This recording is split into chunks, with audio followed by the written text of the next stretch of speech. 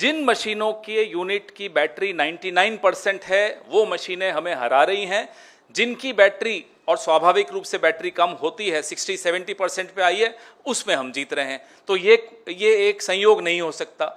ना केवल नारनौल में ये बात है, पानीपत में ये बात है। आपने बोला कौन कौन से जिले, हिसार, महेंद्रगढ़, पानीपत, ये 3 में तो है, और बाकी जगहों से भी छुटपुट ऐसी शिकायतें आनी शुरू हुई हैं। जी हाँ, बिल्कुल यही बयान आपने जो सुना पवन खेड़ा का, ये अब एक तरह से बहुत ज़्यादा वायरल हो रहा है। इस बयान के बाद कई तरह की राजनीतिक प्रतिक्रियाएं आई हैं। जिस तरीके से पवन खेड़ा ने ये आरोप लगाया कि 3 जिले हिसार, पानीपत और महेंद्रगढ़ से उनकी पार्टी के जो एजेंट्स हैं, उनकी पार्टी के जो कार्यकर्ता हैं, वो शिकायत कर रहे हैं कि जो ईवीएम की बैटरी 99% तक चार्ज थी, वहाँ कांग्रेस हार गई, और जिन ईवीएम की बैटरी में परसेंटेज 66-60 से लेकर 70% दिखा रही थी, वहां पर कांग्रेस जीती है। तो एक तरह से ईवीएम के ऊपर ठीकरा फोड़ना, ईवीएम के ऊपर आरोप लगाना चुनावी प्रक्रिया का हिस्सा बन गया। लेकिन आरोप नए तरह का इस बार लगा है। आपके मन में कई सारे सवाल होंगे, ईवीएम में बैटरी की जरूरत होती है क्या, बैटरी क्या काम करती है, और ये 99%, 60%, 70% ये क्या झोल है, क्या माजरा है। हम दरअसल पॉलिटिकल आरोप प्रत्यारोप की बात नहीं करेंगे इस पूरी वीडियो में। हम आपको बताने की कोशिश करेंगे ईवीएम में बैटरी का क्या रोल होता है, कैसे उसकी परसेंटेज डिसाइड होती है, क्या वो दिखाई देती है। ईवीएम की बैटरी अगर 0% हो जाती है, कम हो जाती है, तो फिर उसको बदला जाता है या नहीं बदला जाता है। लेकिन कुछ सवाल आपके मन में ये जरूर आ रहे होंगे कि भाई आरोप लगातार लगाए जाते हैं, तो एक वक्त जब रुझान आ रहे थे, कांग्रेस 50 से ज्यादा सीटों पर बढ़त बनाई हुई थी, फिर उसके बाद अचानक ऐसा क्या हो गया। जो आरोप लगाए जा रहे हैं वो सही है, लेकिन दूसरा पक्ष ये कह रहा है कि भाई अगर कुछ झोल हुआ है ईवीएम में हरियाणा में, तो ये जम्मू कश्मीर में क्यों नहीं हुआ। इंडिया गठबंधन जिसमें कांग्रेस भी शामिल है, वहां उनकी सरकार क्यों बन रही है। हिमाचल प्रदेश में चुनाव हुए, कर्नाटक में चुनाव हुए विधानसभा में, वहां पर कांग्रेस जीत कर आई, पंजाब में आम आदमी पार्टी जीत कर आई, दिल्ली में 2 बार आम आदमी पार्टी जीत चुकी है। 2024 के अभी जो लोकसभा चुनाव आए, जब लगातार बीजेपी 400 पार की बात कर रही थी, तो विपक्ष ही कह रहा था, कांग्रेस कह रही थी कि भाई ये 400 पार इनका अगर आता है तो ईवीएम का कसूर होगा। 242 सीटें आई, तब कोई कुछ नहीं कहा गया कि आखिर ये ईवीएम का क्या माजरा है। बहरहाल इसको हम पॉलिटिकल नहीं टेक्निकल तौर पर बात करने की कोशिश करेंगे कि आखिर ये जो ईवीएम्स हैं, इन ईवीएम के अंदर किस तरह की बैटरी का इस्तेमाल। पहले समझना पड़ेगा कि जब आप वोट डालने के लिए जाते हैं, केंद्र के अंदर, पोलिंग बूथ के अंदर 2 यूनिट होती हैं। एक होती है बैलेट यूनिट, एक होती है कंट्रोल यूनिट। बैलेट यूनिट वही जिसके ऊपर प्रत्याशी का नाम लिखा होता है, चुनाव चिन्ह होता है, एक क्रमांक होता है, सीरियल नंबर होता है, आप बटन प्रेस करते हैं। वो बैलेट यूनिट एक वीवीपैट यूनिट से जुड़ी होती है। आपने मान लीजिए कि किसी प्रत्याशी का चुनाव चिन्ह प्रेस किया, उसके बाद फिर एक बीप की आवाज आती है कंट्रोल उस बैलेट यूनिट से, और फिर जो पर्ची वीवीपैट से निकलती है वो आप अपने साथ घर लेकर चले जाते हैं। तो एक यूनिट हो गई जिसको हम बोलते हैं बैलेट यूनिट। दूसरी होती है कंट्रोल यूनिट। अब जो ये इसके अंदर वोट डला है वो कंट्रोल यूनिट में फीड हो जाता है, और यही कंट्रोल यूनिट होती है जो कि स्ट्रांग रूम में जाती है, और इसी कंट्रोल यूनिट से वोटों की गिनती होती है। अब आपके मन में सवाल आ रहा होगा कि आखिर इन दोनों के अंदर अलग अलग बैटरी होती है या एक बैटरी होती है। जी हाँ, बिल्कुल सही बात, क्योंकि कंट्रोल यूनिट अलग है, दूसरी तरफ बैलेट यूनिट जो कि वीवीपैट से जुड़ी हुई है वो यूनिट अलग है। अब होता क्या है कि जो कंट्रोल यूनिट है उसकी 7.5 से लेकर 8 वोल्ट तक उसके अंदर बैटरी की पावर होती है। मान लीजिए आपके बच्चों के जो खिलौने होते हैं, आपके घर की घड़ी होती हैं, उसमें आप सेल लगाते हैं। एक AAA सेल होती है, एक AA सेल भी होती है, 1.5 वोल्ट की होती है। उसी तरह से ये 7.5 से लेकर 8 वोल्ट तक की बैटरी होती है कंट्रोल यूनिट के अंदर। एल्कलाइन बैटरी इसको बोलते हैं। एल्कलाइन बैटरी का मतलब ये हुआ कि ये ना तो चार्ज होंगी और किसी तरह से इसका इलेक्ट्रिसिटी से कोई ताल्लुक नहीं होता है। एल्कलाइन बैटरी मतलब, चूंकि चुनाव कई बार ऐसी जगहों पे होते हैं, रिमोट एरियाज में, जहां बिजली नहीं होती। अगर बिजली के कनेक्शन होते भी हैं दूर दराज की, अगर हम छत्तीसगढ़ की, झारखंड की, ऐसी उड़ीसा के अंचलों की बात कर लें, तो वहां पर वो चार्जिंग की फैसिलिटी नहीं होती, इसीलिए एल्कलाइन बैटरी यूज होती है। यानी मैंने जो बताया आपको, जो आपके बच्चों के टॉयज में या घड़ियों में इस्तेमाल होती है, वो बैटरी भी एल्कलाइन बैटरी होती है। एक बार इस्तेमाल किया, खत्म हो गई, फेंक दिया। उसी तरह से ये कंट्रोल यूनिट के अंदर जिसकी काउंटिंग होती है कंट्रोल यूनिट के जरिए, 7.5 से लेके 8 वोल्ट तक की इसके अंदर बैटरी होती है। अब ये बनाता कौन है, ये जो ईवीएम मशीन है ये बनाता कौन है? ये भारत इलेक्ट्रिक लिमिटेड, BEL, ये भारतीय संस्थान है, भारत की ये उपक्रम है सरकारी, वो बनाता है, या फिर ECIL जो कि electronics corporation of India limited है। अब सवाल ये उठता है कि भाई इस बैटरी का पता कैसे चलता है कि इसके अंदर कितनी परसेंटेज है, क्योंकि कांग्रेस का आरोप यही है कि 99% वाली बैटरी हरा रही है, 60 से 70 वाली परसेंट वाली बैटरी जिता रही है। अलग अलग इसके अंदर इंडिकेशन आते हैं बैटरी में, क्योंकि अगर बैटरी लगी हुई है, काम में ली जाएगी तो फिर वो धीरे धीरे डिस्चार्ज भी होगी।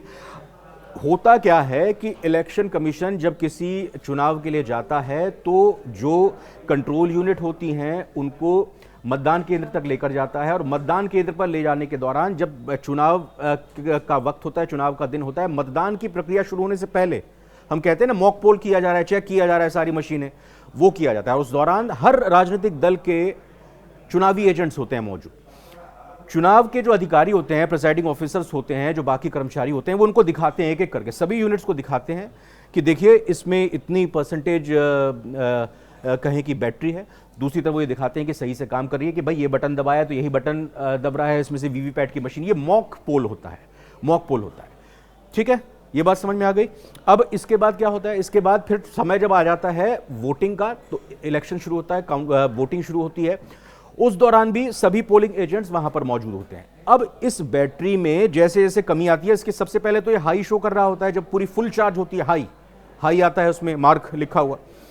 थोड़ी कम होती है बैटरी तो मीडियम आता है, उससे कम होती है लो आता है, मार्जिनल आता है, उससे कम, और सबसे आखिर में चेंज बैटरी, यानी कि जब आता है चेंज बैटरी। अब आपके मन में सवाल आ रहा होगा, चेंज बैटरी तो फिर कैसे चेंज कर देंगे बैटरी, सामने करेंगे बाकी एजेंट्स के नहीं करेंगे? हाँ, बिल्कुल सही बात आपने कही कि अगर ये कंट्रोल यूनिट के अंदर की बैटरी शो करने लगती है चेंज बैटरी, तो जो भी चुनाव अधिकारी होते हैं वो अपने आप नहीं, बाकी जो जितने भी पॉलिटिकल पार्टीज के एजेंट्स हैं उनको बुलाकर अपने जो उस मतदान केंद्र के अधिकारी होते हैं उनकी मौजूदगी में रजिस्टर पे नोट करते हैं, इतने वक्त बजे पर ये चेंज की गई है बैटरी, इस कारण से चेंज की गई, ये काम नहीं कर रही थी, या फिर ये बिल्कुल चेंज बैटरी का इंडिकेशन आ गया है, और वहां पर हस्ताक्षर कराती है उन पोलिंग एजेंट्स के। उन पोलिंग एजेंट्स के हस्ताक्षर होते हैं, बाकायदा उस बैटरी को फिक्स किया जाता है कंट्रोल यूनिट में, और फिर उसको पूरी तरह से सील कर दिया जाता है। वो जो बैटरी लगाने वाला पार्ट होता है उस कंट्रोल यूनिट को, उसको सील कर दिया जाता है। यानी कि यहां तक सारी चीजें आंखों के सामने हो रही हैं, सब कुछ चीजें पता हो रहा है, पूरी तरह से पारदर्शिता बरती जा रही है। अगली बात ये आती है निकलकर कि अब जब चुनाव संपन्न हो जाते हैं, जब शाम को कहीं 5 बजे या 6 बजे जो भी वक्त होता है मतदान का, जब वो संपन्न हो जाते हैं, तो फिर उसके बाद जो कंट्रोल यूनिट है, जैसे मैंने आपको वीडियो में शुरू में बताया था, एक बैलेट यूनिट होती है, बैलेट यूनिट को अलग कर दिया जाता है, क्योंकि अब उसका कोई काम नहीं है, अब काम होगा कंट्रोल यूनिट का, जिसके अंदर सारा का सारा डेटा फीड हो चुका है, कितनी वोट डली हैं इस कंट्रोल यूनिट में, उसकी सीलिंग की कार्रवाई होती है, उसको बाकायदा सील किया जाता है हर एक पोलिंग एजेंट की मौजूदगी में। उसका क्रमांक देखा जाता है, हर एक कंट्रोल यूनिट का एक सीरियल नंबर होता है, उसको रजिस्टर पे नोट किया जाता है, उसकी क्या स्थिति परिस्थिति है वो देखी जाती है। हाँ, एक सवाल आ रहा होगा आपके मन में जरूर कि भाई इसकी बैटरी की लाइफ कितनी होती है। मैं आपको बता दूं कि जो नई बैटरी डाली जाती है वो पूरे एक इलेक्शन को, यानी जब इस्तेमाल की जाती है जहां पर, उसके अंदर इतनी लाइफ होती है अमूमन कि वो पूरे इलेक्शन को निकाल दे, और जहां पर अगर री इलेक्शन की भी अगर नौबत आती है, कई बार कुछ गड़बड़ी हो जाती है या कुछ आरोप लगाए जाते हैं कहीं धांधली के या किसी तरह के, तो उन मशीन को यूज किया जा सकता है। यानी कि एक पूरे उस पर्टिकुलर इलेक्शन को वो कंट्रोल यूनिट के अंदर की बैटरी कर सकती है, अगर कोई बड़ी दिक्कत नहीं आगी। दिक्कत आती है तो उस बैटरी को चेंज कर देंगे, वो सभी मौजूद रहेंगे उस दौरान वहां पर इलेक्शन एजेंट्स अलग अलग पार्टी के। ठीक है, कहां पर पहुंचे थे हम पहुंचे थे कि शाम को जब इलेक्शन खत्म हुआ, इलेक्शन खत्म होने के बाद फिर उसको सील किया जाता है, स्ट्रांग रूम लेकर जाया जाता है। स्ट्रांग रूम सरकारी इमारत होती है, 2 चक्रों का घेरा होता है, पूरी सरकारी इमारत होती है, बाहर की तरफ स्टेट पुलिस का पहरा होता है, अंदर की तरफ अगर बात करें तो जो पैरामिलिट्री फोर्सेस हैं, अर्धसैनिक बल हैं, सीआरपीएफ है, सीआईएसएफ है, आईटीबीपी है, बीएसएफ है, इनकी चौकसी होती है, इनकी निगरानी वहां पर होती है, और कैमरा लगे होते हैं, सीसीटीवी कैमरे लगे होते हैं। जो भी गतिविधि, जो भी हलचल वहां पर हो रही होती है, वो सारी 24 घंटे, जब तक काउंटिंग का दिन नहीं आता, वो सारी की सारी हलचलें उसमें कैद होती रहती हैं। अब यह भी सवाल होता है कि भाई स्ट्रांग रूम के अंदर हो सकता है कि उसमें बदलाव कर दिया जाए। भाई सीसीटीवी लगा हुआ है, पूरी रिकॉर्डिंग हो रही है, सब कुछ चीज पता चल रहा है, अगर ऐसा लगता है, कोई अंदेशा होता है कि हाँ कुछ गड़बड़ी हुई है या हमें जांचनी जरूरी है, तो जिला निर्वाचन अधिकारी, जो कलेक्टर होता है, जो उस जिले का निर्वाचन अधिकारी होता है, उसकी मौजूदगी में ही चुनाव अधिकारी जा सकता है और जाते हुए एक रजिस्टर होता है, उस रजिस्टर में जो स्ट्रांग रूम में मेंटेन करना होता है कितने बजे उसकी एंट्री हुई, क्या नाम उन अधिकारी का है, कितने बजे वो बाहर निकले, क्या कारण था वो अंदर गए, अंदर उन्होंने क्या सब चीजें ठीक पाई कि नहीं पाई। और दूसरी बात ये भी है कि जब स्ट्रांग रूम है, कई सारे कैंडिडेट्स तो वहां पर खूंटा गाड़ कर बैठ जाते हैं इस आशंका के चलते कि कहीं कोई गड़बड़ झाला तो नहीं हो रहा है। लेकिन हम बता रहे हैं आपको, सीसीटीवी की निगरानी में सारी चीजें होती हैं, ये पूरे प्रोटोकॉल्स हैं इलेक्शन कमीशन ऑफ इंडिया के। अब बारी आती है काउंटिंग की। भाई झोल कहाँ हुआ, कांग्रेस के आरोप में कितना दम है, झोल कहाँ हुआ। अब ये कंट्रोल यूनिट आती है काउंटिंग सेंटर पर जब मतगणना का दिन आता है, मतगणना के दिन ये कंट्रोल यूनिट आती है। कंट्रोल यूनिट आने के बाद फिर सारे के सारे पोलिंग एजेंट्स जो होते हैं वो जांचते हैं कि भाई सीरियल नंबर जो रजिस्टर में उस दिन मतगणना के दौरान मतदान के दौरान जो नोट किया था वही है, सीरियल नंबर का मिलान होता है। कंट्रोल यूनिट में जो उस दौरान मतदान के दिन थी सीरियल नंबर वही क्या मतगणना के लिए आई है, यहां पर आपने देख लिया। दूसरी तरफ आप उसकी परसेंटेज भी देखते हैं कि भाई कितनी परसेंटेज है या क्या इंडिकेशन उसका बैटरी का शो हो रहा है, वो भी होता है, साइन किए जाते हैं उनके एजेंट्स की तरफ से। फिर आरोप कैसे लगाए जा रहे हैं, क्या दम है इसमें, कितना दम है, आपके पास क्या इस तरह का प्रूफ है कि उस दौरान जब मतदान हुआ था तो उसकी बैटरी जो है वो 60% या 65% हो गई थी और जब उसके बाद मतगणना हो रही है तो 99% हो गई, क्या ये सबूत हैं?